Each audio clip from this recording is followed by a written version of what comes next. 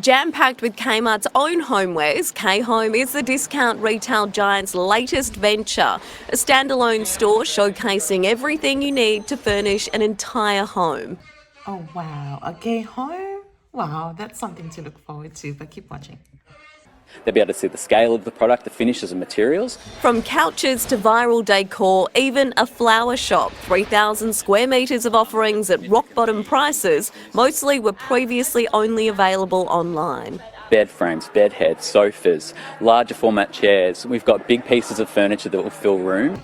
Everything in the one store, like a one-stop shop with everything. Oh my gosh, I think a lot of people are going to get into trouble with this. Kmart hoping for a slice of the lucrative $19 billion homewares market, challenging big retailers like Harvey Norman and IKEA minus the maze. This is like a cheaper version of all of those expensive IKEA and Harvey Norman shop. Man, this is so good. I'm so excited. I hope it works and I hope it comes to Queensland and everywhere else because, man, life is so expensive. We do need these cheaper options for us. The discount retailer hoping these staged room set displays will lead to consumers visualising the products in their very own homes and, of course, buying more.